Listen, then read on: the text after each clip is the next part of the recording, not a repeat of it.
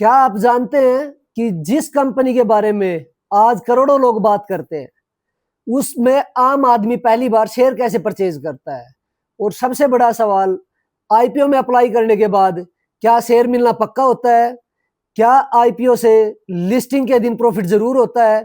अगर आप आईपीओ को लेकर ये बातें नहीं जानते तो इस वीडियो को लास्ट तक जरूर देखें, क्योंकि आज मैं आपको आईपीओ को बिल्कुल आसान भाषा में समझाने वाला हूं।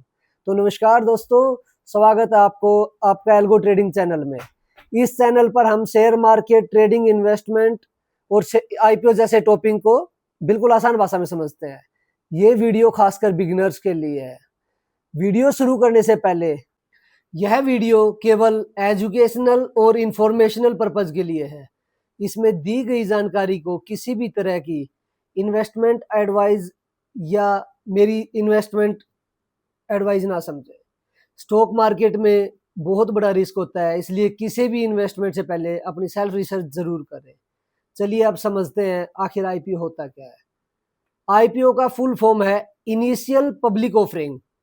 जब कोई प्राइवेट कंपनी पहली बार अपने शेयर्स आम जनता यानी पब्लिक को खरीदने के लिए ऑफर करती है, तो इस प्रक्रिया को आईपीओ कहा जाता है। इसे एक आसान एग्जांपल के थ्रू समझते हैं। सपोज एक कंपनी और उसका बिजनेस तेजी से बढ़ रहा है। अब कंपनी को अपना बिजनेस और एक्सपेंड करना है, काफी शहरों में बढ़ाना है, उसे एक नया प्लांट लगाना है, न्यू मशीनरीज खरीदनी है और बिजनेस का काफी एक्सपेंड करना है। अब कंपनी के पास पैसे जुटाने के काफी तरीके हो सकते हैं। वो बैंक से लोन ले सकते हैं, किसी इन्वेस्टर से पैसा ले सकती है, या फिर पब्लिक को अपने शेयर्स ऑफर करके कैपिटल जुटा सकती है। अगर कंपनी पहली बार कंपनी शेयर्स ऑफर करती है तो यह आईपीओ है।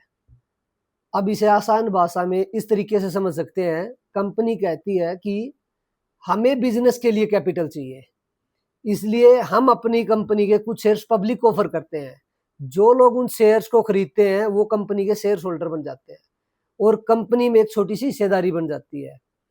आईपीओ का मतलब कभी भी गारंटीड प्रॉफिट नहीं होता। बहुत से लोग सोचते हैं कि आईपीओ आया है, अप्लाई किया है, लिस्टिंग के दिन प्रॉफिट मिल जाएगा, लेकिन ऐसा जरूरी नहीं है। अगर आईपीओ के बाद शेयर की मार्केट प्राइस आपके प्राइस से ऊपर जाती है और आप उसे बेचते हैं तो आपका कैपिटल गेन हो सकता है, और शेयर की प्राइस नीचे आ जाती है तो आपको लॉस भी हो जाता है। कंपनी आईपीओ के जरिए कैपिटल जुटा सकती है या नहीं, सबसे बड़ा सवाल है। और इस पैसे का इस्तेमाल बिजनेस एक्सपेंस, नई मशीनरी, कैपिटल या डेब्ट्स या दूसरे कॉर्पोरेट पर्पज के लिए कर सकती है। इसलिए जब भी कोई आईपीओ आए, सिर्फ ये मत देखियो कंपनी का नाम कितना बड़ा है, ये समझना ज्यादा जरूरी है। आईपीओ कंपनी से मिलने वाले कंपनी को आईपीओ से मिलने वाले पैसे कहां पर यूज करने वाली है। अब बात करते हैं हम आईपीओ में अप्लाई कैसे करते हैं। आज के समय में आईपीओ में अप्लाई करना काफी आसान है। आज आपने ब्रोकर के आईपीओ सेक्शन में जाके कोई भी आईपीओ सेक्शन सेलेक्ट कर सकते हैं। वहां आपको आईपीओ की डिटेल, प्राइस बैंड, लो साइज, दूसरी जरूरी जानकारियां मिल जाएंगी। इसके बाद अपनी बिड के अनुसार आप अप्लाई कर सकते हैं आईपीओ। लेकिन यहाँ पर सबसे जरूरी बात याद रखिए, आईपीओ में अप्लाई करना और आईपीओ में शेयर अलॉट होना दो अलग अलग चीज है। सपोज किसी आईपीओ में रिटेल इन्वेस्टर के लिए 1 लाख शेयर उपलब्ध है, लेकिन उस आईपीओ में काफी ज्यादा लोगों ने अप्लाई कर रखा, कई गुना ज्यादा लोगों ने। अब सभी लोगों को शेयर्स मिलना संभव नहीं है। ऐसी सिचुएशन में एप्लीकेशन अलॉटमेंट प्रोसेस के अनुसार शेयर अलॉट किए जाते हैं। इसलिए आपने आईपीओ में अप्लाई कर दिया, इसका मतलब यह नहीं है कि आपको शेयर मिल जाएंगे गारंटेड। अब बात करते हैं हम प्राइस बैंड की। आईपीओ में आपको अक्सर एक प्राइस बैंड दिखाई देता है। सपोज किसी आईपीओ का प्राइस बैंड 19 रुपीज से 100 रुपीज है। इसका मतलब है निर्धारित प्रक्रिया के अनुसार इन्वेस्टर के अंदर बिड कर सकता है। आईपीओ बिड और डिमांड को देखते हुए फाइनल प्राइस इशू करता है। अब आईपीओ की पूरी प्रक्रिया होने के बाद कंपनी के शेयर स्टॉक एक्सचेंज पर लिस्टेड हो सकते हैं। यहाँ बहुत सारे बिगिनर्स एक ही गलती करते हैं, वो सोचते हैं आईपीओ और लिस्टिंग एक ही चीज है, लेकिन ऐसा नहीं है।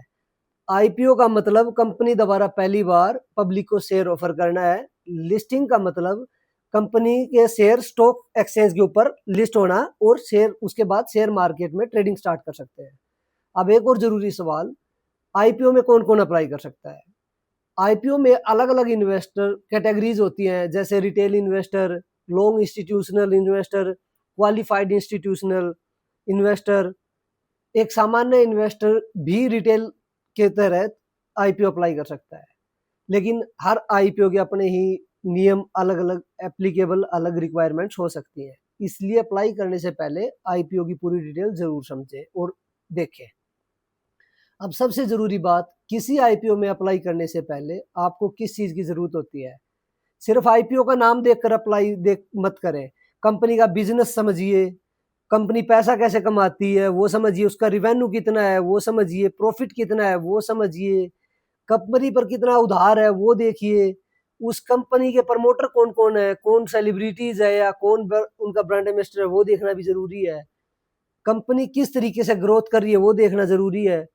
आईपीओ से मिलने वाले पैसे कहाँ इस्तेमाल होने वाले हैं वो भी सबसे जरूरी है। और सबसे मोस्ट इंपॉर्टेंट थिंग, कंपनी की वैल्यूएशन क्या है।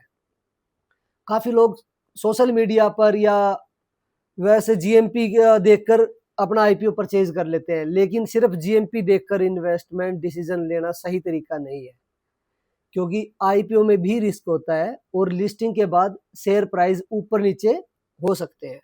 तो दोस्तों, अगर आज की वीडियो आप लोगों को अच्छी लगी है कि भाई आईपीओ क्या होता है, जब कोई प्राइवेट कंपनी पहली बार पब्लिक को शेयर ऑफर करती है, कंपनी आईपीओ के जरिए कैपिटल जुटा सकती है, आप आईपीओ में अप्लाई कर सकते हैं और शेयर अलॉट करके आप प्रॉफिट की कोई गारंटी होती नहीं, और शेयर की प्राइस ऊपर हुई तो प्रॉफिट होगा, नीचे गई तो लॉस होएगी। इसलिए आईपीओ को सिर्फ लिस्टिंग के कारण ही नहीं देखना चाहिए, कंपनी को समझना चाहिए, उसको फाइनेंशियल एडवाइजर समझनी चाहिए, उसकी डेप्थ देखनी चाहिए। अगर वीडियो आपको हेल्पफुल लगी हो तो लाइक करें, सब्सक्राइब करें और बेल आइकन पर जरूर करें, और आपके वो दोस्त जो आईपीओ के बारे में जानते हैं उनके साथ शेयर करें, और कमेंट करके ज़रूर बताएं अगला वीडियो आपको किस टॉपिक पर चाहिए। और अगर आप ज़्यादा सीखना चाहते हैं तो नीचे हमारा टेलीग्राम चैनल का लिंक है, जिसमें बेसिक टू एडवांस कोर्स चला हुआ है, आप वहां पे जाकर हमसे कांटेक्ट कर सकते हैं, जो कि फ्री ऑफ कॉस्ट है।